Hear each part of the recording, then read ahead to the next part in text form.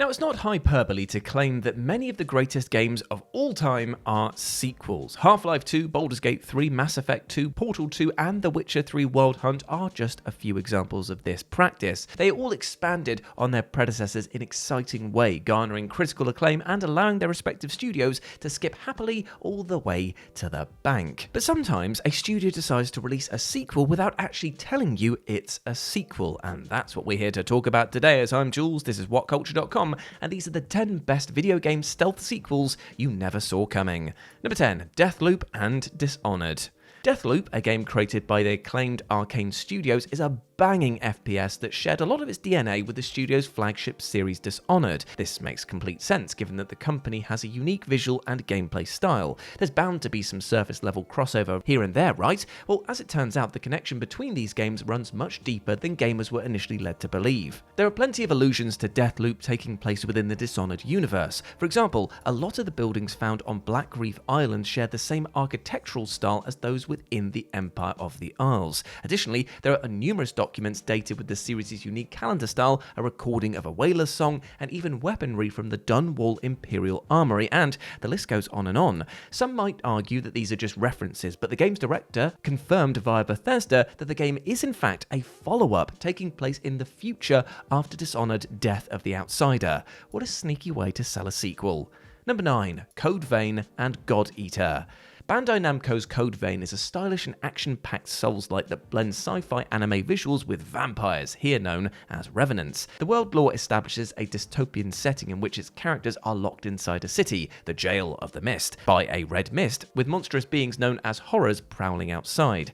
As you might expect, the red mist eventually dissipates, finally giving players a glimpse at these mysterious horrors, and it's at this point that fans of the monster-bashing God Eater series will start saying, wait a minute, they look awfully familiar. Are those monsters what I think they are? And it turns out, yes, they are. You see, the creatures outside the city are revealed to be Aragami, the terrifying beasties that you battle throughout the God Eater series, thus linking the properties together. It's not explicitly stated where or how Code Vein sits in this timeline, but the appearance of these monsters is too much to ignore. Code Vein is now getting an overt sequel called Code Vein 2, as announced at the Summer Games Fest, so perhaps clearer answers await there. Number 8, Shadow Hearts and Koudelka.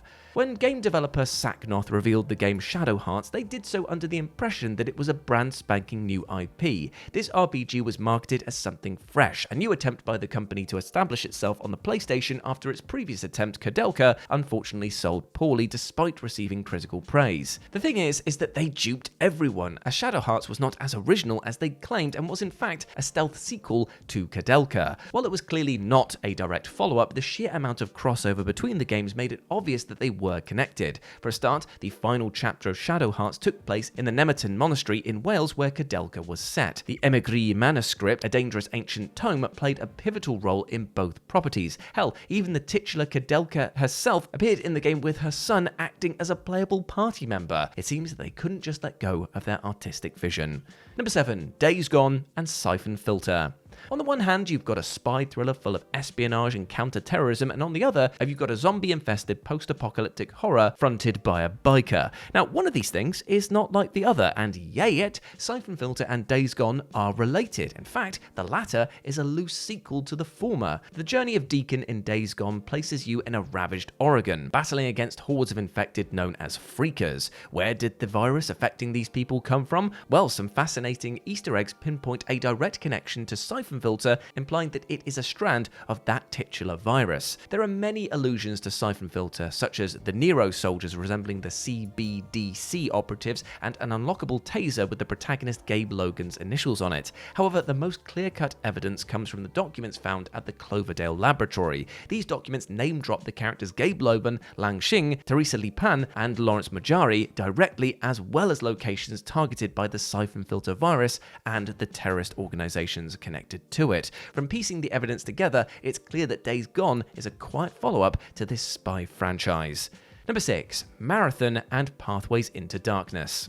When you hear the name Bungie, you likely think of the seminal FPS series Halo. However, years before Bungie was helping to evolve combat, they were producing the excellent Marathon games, another collection of thrilling sci-fi shooters. The first installment of this series also served as their first ever sequel, although it wasn't quite written on the box. Marathon 1994 featured numerous links to their previous title, Pathways into Darkness, a military-style Lovecraftian FPS. One of the biggest pieces connecting the tissue was the Hyaro, an ancient race of advanced alien life forms who are named in both games. These extraterrestrials give humanity a warning in Pathways into Darkness about a dreaming god, which fully matches the description of a primordial entity known as, well, I can't pronounce this and it's just appearing on screen, that appears in the Marathon series. This alien race is determined to contain this world-ending threat, which plays a significant role in the narratives of both titles. It seems that Bungie was obsessed with world-building lore decades before Destiny, with some even theorizing that Halo and Destiny are also linked to this world, but those connections are far less convincing. Number 5. Deltarune and Undertale. If there's one thing that Toby Fox tried to make as clear as daylight in the run-up to Deltarune's release is that it wasn't Undertale. This indie dev's explosive debut took the industry by storm, and one thing that his next game couldn't do was definitely live up to that hype. Yes, everyone knew that the title was an anagram, but it was made very clear that this new game was not going to be the same. Note taken, don't expect Undertale. So imagine everyone's shock when they ran into characters like Sans, Alphys, Toriel, Undyne, and more. Oh, Toby, you devious little fox. Like the anagram title suggested, Deltarune was connected to Undertale. Rather than being a direct sequel, it was revealed that this game was an alternate version of the original title, with many of the characters reappearing in different roles. This took many by surprise, with YouTube compilations of people screaming when first encountering Sans. It might not have been a clear-out continuation, but it was a lot more Undertale than people were expecting. Number 4. Nier and Drakengard. Nier and Drakengard, both of which come from the enigmatic mind of Yoko Taro, seem pretty far removed at first glance. One is a dark fantasy set in a faraway land, and the other is a post-apocalyptic tale set in future Japan. However, despite their differences, these games are closely linked. Like many epic RPGs, Drakengard features multiple endings. One of these endings, ending E to be precise, sees you transported into a real-world Tokyo, where you battle against the terrifying Queen Beast before getting shot down by the Japanese Air Force. It is the kind of bonkers climax that you can expect from an auteur like Taro, but the wild thing is how this conclusion connects to Nier. At first, Nier feels like a whole new IP, far removed from Drakengard. However, the world of Nier is the direct result of ending E, with the dead ashes of the giant queen creating the white chlorination syndrome, which wipes out most of humanity. This story takes place in the aftermath that eventually unfolds, and playing this game means that you're effectively playing a sequel to Drakengard, and a lot of people don't even know it. Number 3. Blair Witch Volume 1 Rust in Par and Nocturne. If you ever picked up a game called Blair Witch Volume 1 Rush and Par, you probably assumed that it would be a tie-in to the horror franchise of the same name, right? Well, this video game, released in the year 2000, is in name related to the series, but rather than being a Blair Witch Project spin-off, it's more of a follow-up to Terminal Reality's previous game, Nocturne. That's weird, right?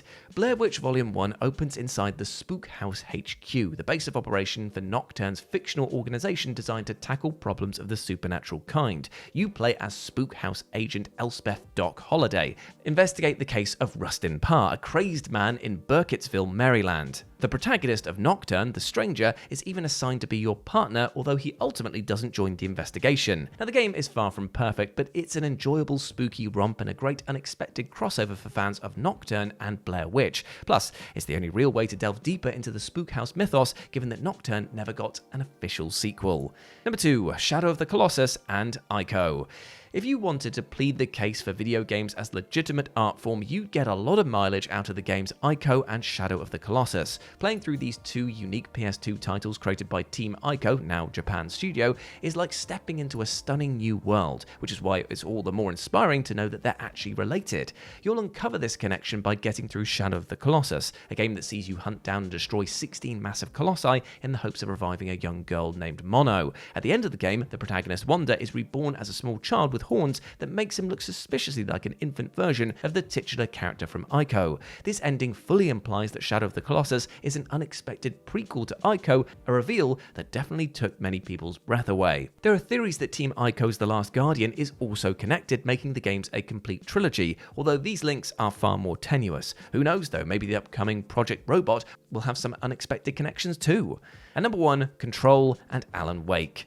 Alan Wake 2 is often referred to as a long-awaited sequel, which is mostly accurate given that it was released a whole 13 years after its predecessor. However, the funny thing is that technically fans already had a follow-up by then, and that was 2019's Control, because that was also an Alan Wake sequel. Control placed you in the shoes of Jessie Faden, the recently established head of the Federal Bureau of Control, as she explored the oldest house, the organization's HQ. Despite being presented as a new IP from Remedy Interactive, it was filled with scattered references to Bright Falls, the setting of 2010's Alan Wake, heavily linking the two. If it weren't clear enough already, the Ore DLC would have made it even clearer, as it brought Alan Wake directly into the game and continued his story. Alan Wake 2 naturally kept the ball rolling, heavily featuring the FBC and Control characters such as Jesse and the janitor. Hell, it even alluded to another Remedy property in Quantum Break. Control is where the Remedy-connected universe really started to show, and it took many by surprise.